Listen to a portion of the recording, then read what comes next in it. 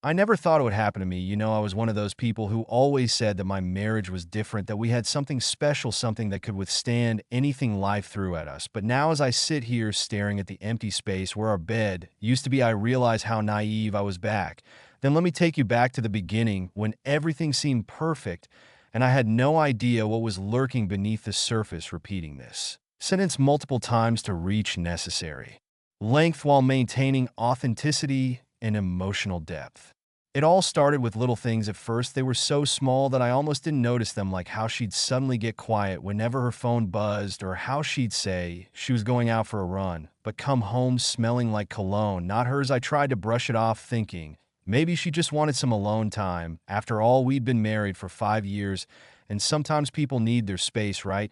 But deep down, there was this nagging feeling in the pit of my stomach telling me something wasn't right, and I kept noticing more signs each day, adding to my growing suspicion until it became impossible to ignore. And during this period, I began documenting every strange behavior, trying to make sense of what was happening.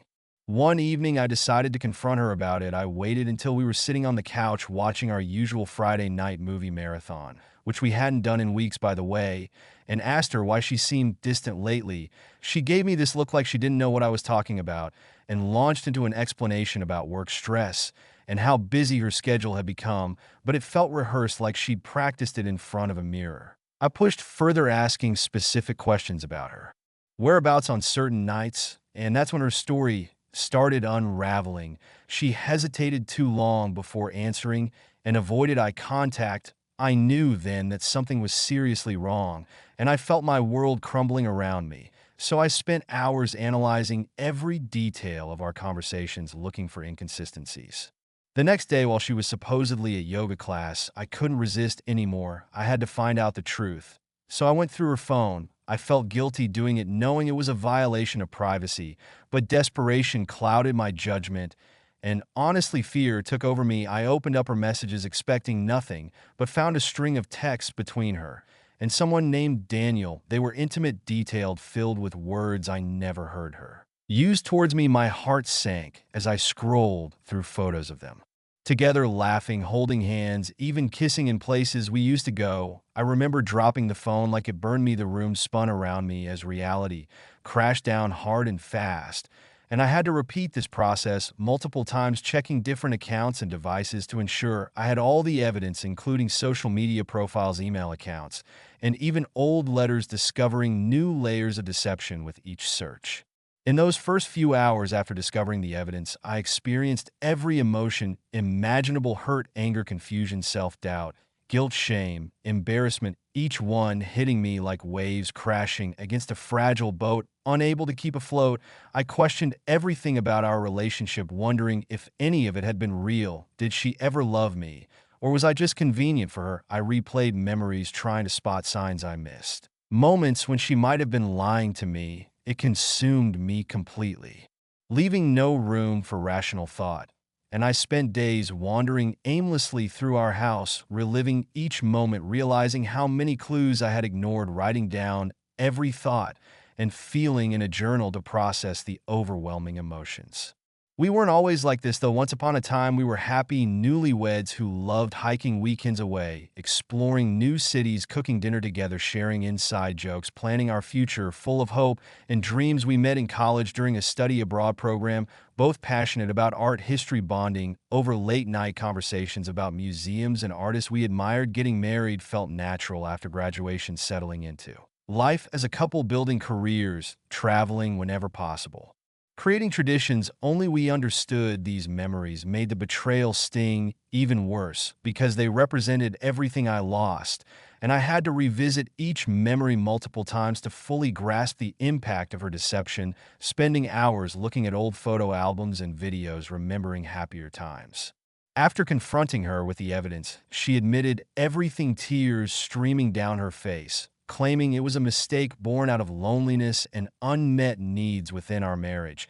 But excuses couldn't erase the damage done. Hearing her admit to sleeping with another man shattered whatever trust remained between us. Overnight, I moved out, temporarily needing space to process everything without her presence constantly reminding me of what happened. And being in that house alone brought back so many memories, both good and bad, making it difficult to focus on anything else.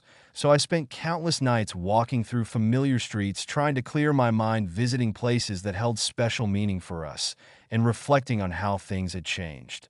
Those initial days alone were brutal. Insomnia plagued me, thoughts circling endlessly, replaying arguments, questioning whether staying together was worth it. Friends reached out, offering support, listening patiently as I vented frustrations, while family urged caution, advising careful consideration.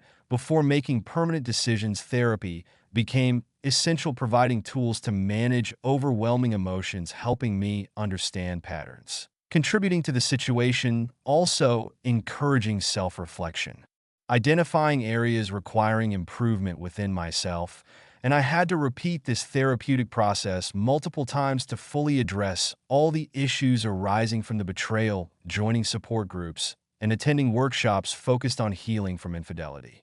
Eventually, I realized revenge wouldn't bring closure nor solve anything. Acting impulsively based on raw emotion would likely cause more harm than good. Instead, focusing on personal growth emerged as priority.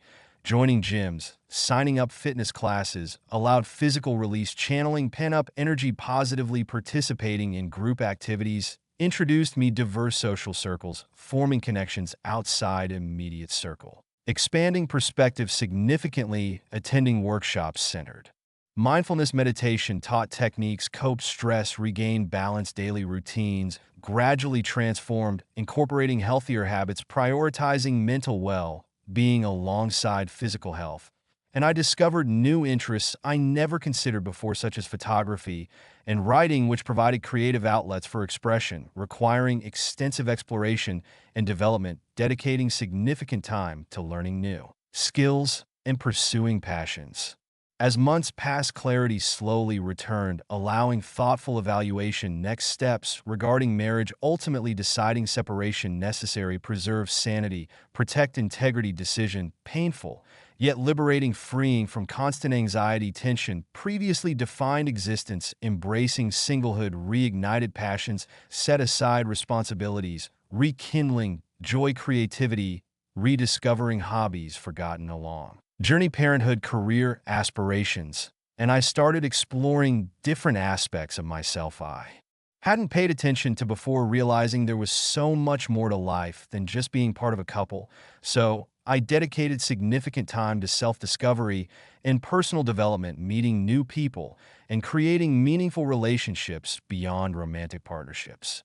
Looking back, now I recognize invaluable lessons learned, experience, tested resilience, reinforced importance, open communication, mutual respect, healthy boundaries, relationships, most importantly, gratitude, immense support received throughout ordeal, friends, online communities, forums, strangers, sharing similar stories, validating feelings, providing guidance, reassurance, reminded humanity, shared experiences connect us all. Despite circumstances, adversity, faced opportunities, growth, transformation. Appreciation strengthened bonds, formed unlikely places, reaffirming belief, possibility, redemption, renewal, moving forward, hopeful, optimistic, brighter future ahead. And I've come to understand that while this experience was incredibly painful, it also presented an opportunity for profound personal development. And I'm grateful for the strength I've gained through it all, knowing that I can face whatever challenges lie ahead with a renewed sense of purpose and determination, repeating this reflection multiple times to emphasize the depth of personal transformation.